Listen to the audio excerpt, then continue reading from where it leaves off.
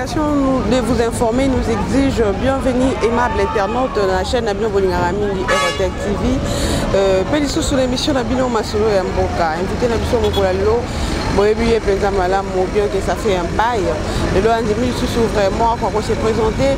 Na Katia émission Masolo et Mboka. Moi Mboka David Ditunga, Moko et président et ami jeune parti et plutôt structure Moko et Botama la Katia de PES.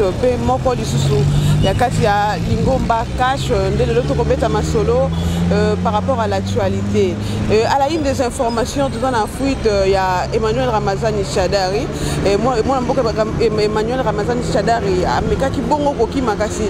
Coup de chapeau n'armé na biso basaki musala malamu bakanga qui est bon à la frontière Angola. Pélissu sous Kalev, na bolongolier na Aner, aza surveillé, résidence na eza bongo surveillé. Pélissu sous sujet d'actualité et belé, Torobé Tana Molamboka David Ditunga. Aussi, Molamboka Jonas Sanga font la caméra pour que tu puisses inviter Mbote, puis tu peux la musique à Masolo. Molamboka Mbote, Maman Fallon. Bonne sortie. Santé Zali Malamu. Nazali Kopé so merci parce que Lelo on dit mis lisusu toya tolo bela pona mboka.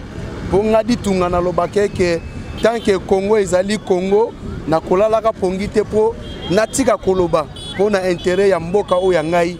Pona zalaka trop fier d'être congolais. Wapi mboka o etonda na nkita. Nzamba pesa biso nyonso. Mais rien que bateau bazali contre changement, ne bazali kolingete peuple congolais azala toujours pauvre. Mais tant que je suis en vie, na kotikaka jamais kotika obapona mboka o ya ngai. Merci beaucoup Mboka David Ditunga. Tous les cas directement na mituna na biso. Mandat d'arrêt topé mandat d'amener pour Emmanuel Ramazani Chadari. Nano ke ko se présenter na justice directement du coup comme ça à sali tentative ya fuite. Comment direz-vous que dites-vous par rapport à cela? Merci beaucoup Maman Fallon na question otuni. Eza question moko pertinente OK ba o bazali kolanda biso. Ba comprendre. Parce que toi bisaki bango ke UDPS abunda pour la démocratie na vraie instauration d'un état de droit. O elingi koloba ke non ezana mututo akolinga kozala likelo amebeko.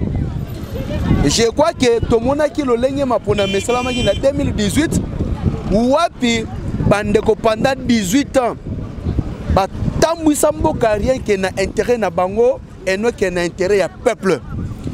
Ba kanisa que Fachi Béton, à quoi on a pour un individu, tout soit tout groupe d'un individu. Or, devoir au Fachi Béton, au peuple congolais, apprécier, ils allaient pouvoir s'occuper na bango. Et puis, Mboka Nabiso, oui, bien, Etienne Tshisekedi Wambulumba de res mémoire, à l'obara que Mboka Oyo, ils allaient kokufa, pour na kozanga nini, qui moyibi, et puis par manque, il y a état de droit. Na kanisi ke na minute oyo eza makambo ya mukamate asali nini boku ya na to yebi biso nyonso makambo esalamaki na kananga na fin mars 2000 ezali par manque à état de droit lelo IDPS accéder na magistrature suprême justice esala musala nango mukamate. Il y a le collectif des avocats na niveau à kananga o bakenda ko porter plainte contre Ndeko Chadari. Au monaki, tant que le président a nommé un appareil judiciaire na côté à magistrat, au monaki en armée, au monaki le lenge kani ngambu ya FCC, balinga ki kokabola même na armée na biso. Ça dit que toko manaba nani voilà, ça dit que totali bo général tel général FCC, général Kashi, général INC, or que biloko wana ezali malamu mingi te. Tolobaka mettre fois que l'armée est apolitique. Mais ce n'est qu'en République démocratique du Congo, wapi bazolinga ba politiser l'armée na biso.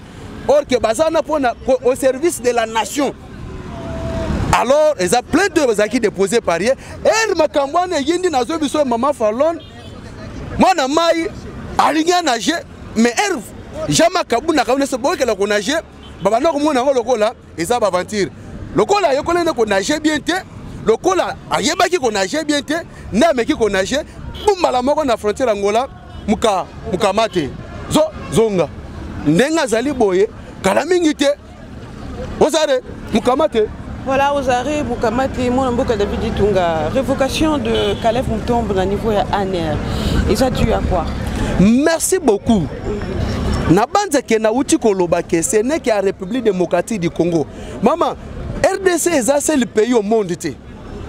Les gens n'ont pas pays, Moussous. Tout le monde a un fonctionnement, il y a l'armée, tout le monde a un fonctionnement, il y a la police, tout le monde a un fonctionnement appareil judiciaire. Ça veut dire que des gens qui sont appelés à être apolitiques, mais Namboka Congo pour satisfaire un individu, tout ce groupe d'individus, on a besoin de politique. Mais or, pour ne pas t'interrompre, s'il vous plaît, Big Rouge, c'est comme si ça pénal Moussala d'une manière aussi un peu. Ça sanctionne un peu n'importe comment. Qu'est-ce que Caleb a fait? Merci. Pour répondre. C'est pas normal.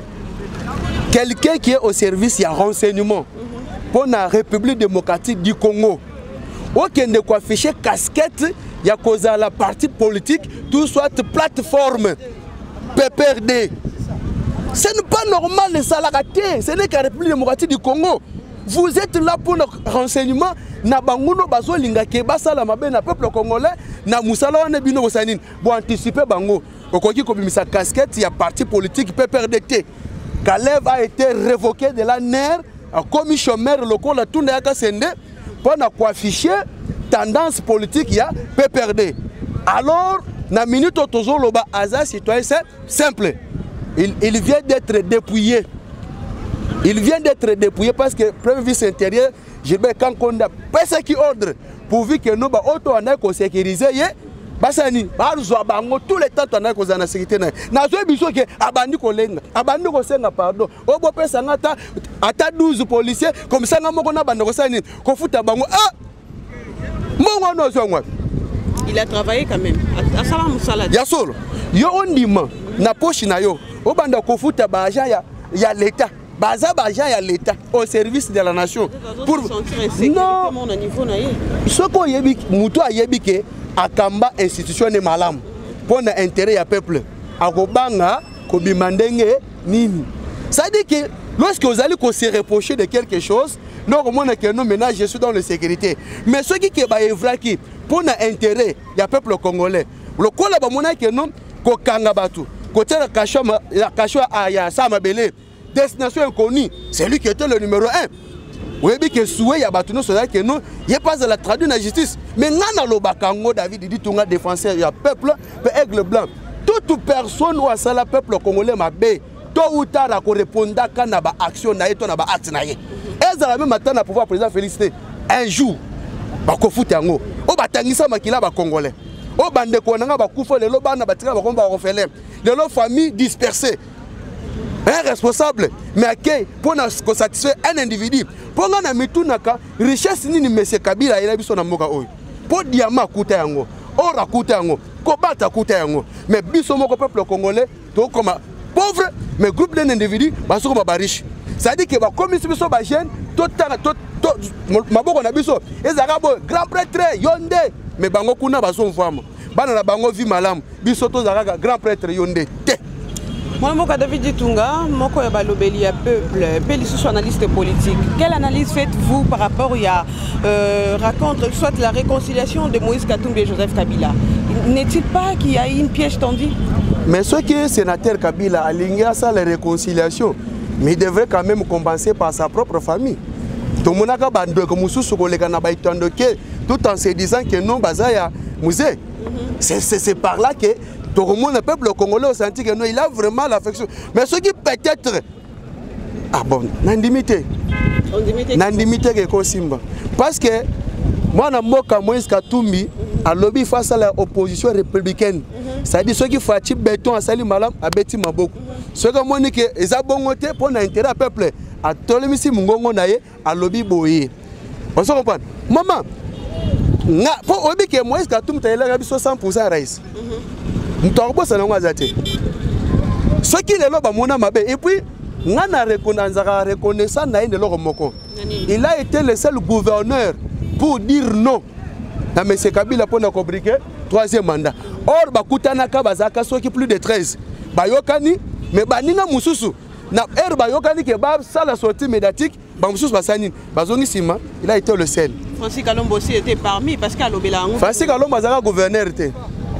Francis Kalombo azaka gouverneur était. Gouverneur mais il était parmi les membres au P Moi je ne parle pas de Francis Kalombo. Moi je vous réponds à votre question opposée par rapport à Moïse Katumbi. Parce que yo lobby il est le seul. Le seul ndenge bakutana kana ba gouverneur que pona kozo courage ya koyebisa monsieur Kabila okobriguer sur 3e mandat na ça soit na lobeli. Là je suis d'accord. OK. Alors ngana kasi ke na utopesa makaniso ya ngai nous tous on a besoin que peuple congolais tous ala bomoko. Makamu ya muluba mukongo muswahili muyanze zate yango mona bakeno nazali défenseur ya peuple wana nde na lobaka ndenge tozalaka parce que ceux qui obimi libanda ya République démocratique du Congo jamais bakobe même ata changer nationalité bakoba d'origine congolaise ça dit que non makila wana ata okewa pato ke États-Unis okotika la changer yango te. C'est pour vous dire que nous tous on a besoin de l'unité mais il faut banana na propre famille. Et qu'est-ce qui se passe entre Bino Lingomba Cash, un peu de bras de fer dans des Gongoïka Sanji Bolobi qui a commis d'honneur des leçons, il parle trop. Qu'est-ce qui se passe? Ngoïka Sanji Azali, c'est le gouverneur confiné. Je dis bien. Toza on a vu province à Kinshasa. André Kembuta aza sous-gouverneur te. Mais soka bimi, au monde que peuple a osala simanae. Au monde que bana kin ba osala simanae. Mais ceux qui m'ont cassé en Jamaïque, qui est dans la province à Kassai, na zoya biso que non 2 minutes et zébélé. Mais na lobby qui a yebi, ceux qui a on a lobby et zé ngote, a meka ko prouver dans le monde entier, a kene na Kassai oriental, a quitté un avion atambula makoloti nanda ku place ya bandovana. Maman, ngoy Kassanji le lo commis donner des leçons. Il nous parle de Kabila, du pouvoir, moi, et Atiki pouvoir, moi, passation. Oui, sénateur Ngoïka Sanji, vous avez raison de nous parler de la passation civilisée. Il y a pouvoir, n'est-ce pas? Est-ce que vous pouvez nous parler de pouvoir pendant 18 ans? Yo au Sala na ville province, yo au Sala na Kassai oriental, plus de 10 ans. Est-ce que vous pouvez biso miba? Régime passé pendant 18 ans. Et si on a condition, nini. Okoye bisabiso. Usine o ebanda ko so bilamba. Pendant 18 ans. Et si biso entreprise nini. Ba bomi o ya l'État. Ba sali o ya bango. Pona ko faire nuit na peuple. Ngoïka Sanji. Lelo so ki bandeko. Ebele bazo kumba moto bazo benga bango ba wewa. So ki lelo bazali ba wewa. Et ça pona ndeko Ngoïka Sanji. Ba jeune boni bakima province ya Kassai oriental à cause de Ngoïka Sanji. À la recherche et survie. Oh lelo bazali ko tomber ba victime na ba province mususu parce que sont des Kassaïens parce que bazana tendance parti politique IDPS. Yoso kanisa ke peuple congolais bengote. J'ai toute une longue liste ya makambo na koiko tuna na ndeko Ngoïka Sanji wa ko za lelo donner des leçons. Voici ou peut-être l'autre zo benga ke non. Bato bazomi benga ke baza bato mayele. Po biso to mona ka bamboka ba pays étranger ils ont développé na bato mayele. Mais na mboka na biso c'est le contraire. Donc mboka ezo kufa bana bazo bomango bato mayele. Alors pour que ne ko développer mboka nini. Nazana makambo ebele. Et de cette occasion, je profite ya kopesa félicitations na Denis Kambai. Le seul oya yokisi mungongo na ye koloba que je suis taliban ya liboso. Et puis qu'on s'opposait na makambo zo sala na batuerie sur base ya tribu et puis na parti politique. Mais on est tous des Congolais. Et puis naza trop fier ya komona na mboka na biso président Félix Antoine Tshisekedi Tshilombo. Wapi toyebi papa na ye Etienne Tshisekedi wa Mulumba. Toyebi maman ne Kasaluma Marthe et bongo ba mususu ndep boyebi papa Joseph Kabila Musée Laurent Désiré kanga ka sekombona Musée Laurent Désiré Kabila nda bota Joseph Kabila yaso ndeko pe susu ya Ibrahim awana yo mutolobi yango il porte le même nom de la famille yo mutolobi yango mais nga na tangi komba papa na tangi komba maman Vraiment, comprenez, c'est David Ditunga, analyste politique, il est chaud au plateau. David Ditunga, tout ce qu'il a fait, et tout changer de sujet. Président de la République, Tata Mokonzi, Ekolo Congo, a pensé qu'il bon mbela, na gouverneur, il y a banque, Deogracias Mutombo, na premier ministre, par rapport à la dépréciation, il y a franc congolais. Si quand on monnaie dollar est outé, qu'on chité vraiment mon makasika mikolo utikoleka. Et en plus, et qui, to poussa ni sous moi mikolo dollar et comme qu'on soit sincère. Ça, ce n'est pas le respect de la parole ou soit l'obéissance de la parole du chef ou comment. Matondo mingi na mutuno tuni, mais na yamuna répondre yo. Nazo lingana pesa na nous Fati Beton merci parce que place obiso to telemi précisément na deuxième porte.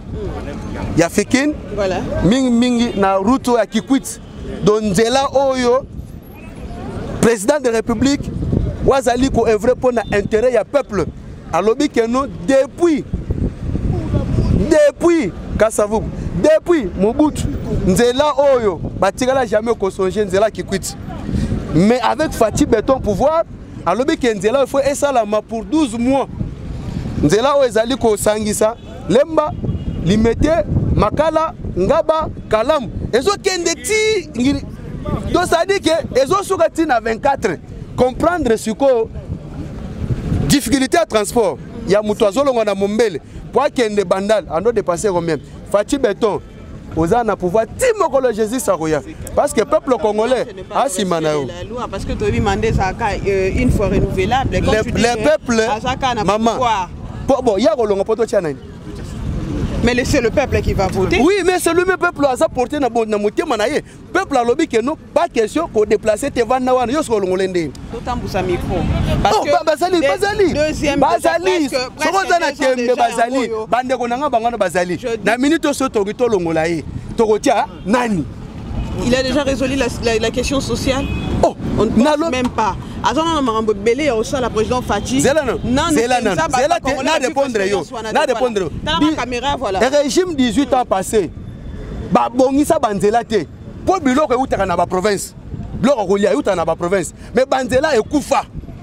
Fati Beton a obligé ko banzela san etonga maloko ba ida Kikwit pour que biloko za na facilité sani. Dakoya. Par rapport à la dépréciation monétaire ya franc congolais. Zongi sabiso mona mboko ki ma question. Na so ki ma question te. So ki mutu asali malamu to beti maboko ti. Tu dois répondre d'abord à la question et puis on va aborder Makam Soussou. Concernant Makam ya dollar, il faut que bakeno ezaka kana Congo te. Partout au monde. Et puis ils ont un ennemi moko abimeli biso brusquement ou même na ba pays développés et tiali ko résister te Covid-19. Oza pandémie azali ennemi ya peuple monde entier. Alors il faut que no biso mingi économie na biso et c'est bazar mingi libanda. Aide utaka mingi libanda. Au moment que ba pays o banda ko sunga Congo, yango pe ezali ko souffrir, biso pe to ko sani, to ko souffrir. Mais le coup là où tu déjà go fongola ba frontière, je crois que comme on a maramosani et qu'on songa calmement sans problème parce que to banda ko tourner kana oya biso moko même na ba province mususu ezali confiné moyen renforcement ezala quitté. Mais moi comment président na katité wana parce que ton président de la République a boaki kambela to ekiti et vandi sou moi muke et mati yango to comprendre t'es bien que toi na crise yango moi comment président na katité wana na lobby boye ezana mutu oyo très bien nga David Tunga nazalaka pour coalition FCC Kachité et puis s'il vous plaît sinon au moins na minute oyo nga kutu pona nga na mona kezali kambo FCC Kachité ezali kambo ya bato baza pour le changement na bato baza contre le changement baza pour le changement parce que notre président de la République azali ko incarner changement pas naïe mais il y a le groupe de David o bazo linga komona changement te o baza na posa que yaka échoué que bo bango bazong babosana kinini babosana ki tonga na bango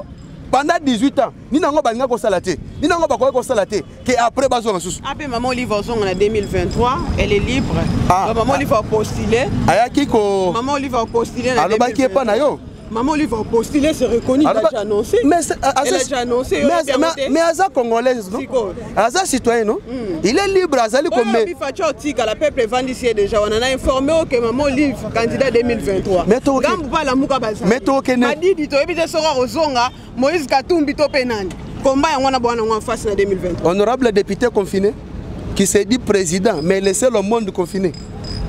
Madidi Martin Fayou. Le président élu, comme il est dit. Confiné. Il y a Mbogani. Il y a Congo. Ah, il y a Sol. Honorable député, c'est le monde confiné, c'est Madidi Martin Fayou. Oh, c'est là-bas, fond là-bas. C'est là, moi, écoute, déjà donc, Azardana Batounaye. Alingaya n'a pas normal. Mais Azana Batounaye, ce n'est pas un problème. Mais le problème est que le pouvoir est dans le peuple. Le peuple n'a aussi pouvoir faire de Fatih Béton. Où est le problème? Et monsieur Soukiawa, un mot de la fin par rapport à Bayo, Balinga Kotalayo, un numéro de téléphone, et un mot de l'espoir à la population congolaise, surtout dans la diaspora, au Batalaka, RDC, le Kola Kitalatala, dans Internet. Numéro n'a plus de 143, 82 283 22 25. La bande est plus de 143, 82 283 22 25. Là, on a reçu un abagène. Doit soutenir Fatih Béton. Régime passé et comme ici biso ba kuluna. Webi qui à l'époque c'était impossible oyeba bandi. À l'époque, muto atangami bandi, c'était très difficile. Oyeba place ya vandi, c'était très difficile oyeba ye.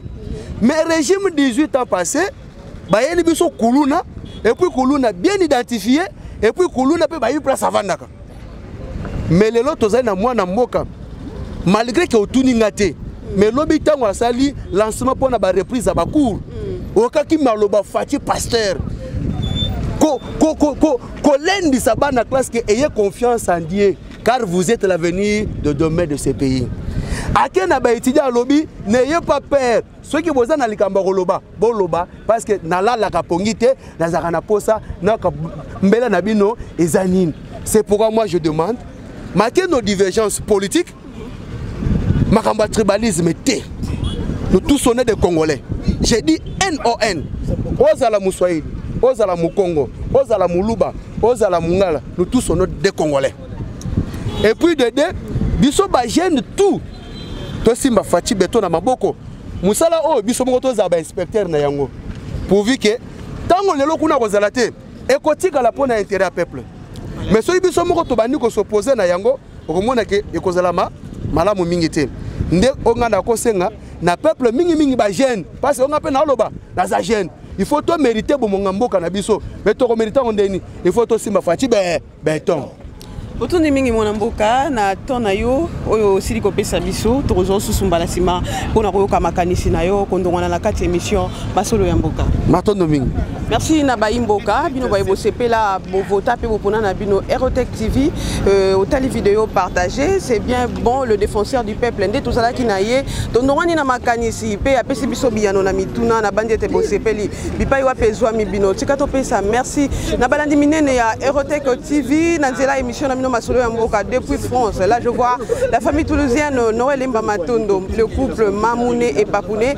Et à Genève je vois Messieurs Doris Massamba et à France, précisément à Paris, je vois Prudence Ngakoso. Merci à la grande famille Aerotech. Derrière la caméra nous voyons Jonas Sanga. À la réalisation une grande équipe Andy Lumisa. À la coordination mon honorable Jean-Paul Kabea, le boss depuis Paris que je salue mon papa. Et ainsi qu'à tout le monde. Si l'on ne mourrait pas avant que Jésus ne revienne, on se retrouve la fois prochaine et au prochain numéro. Au revoir.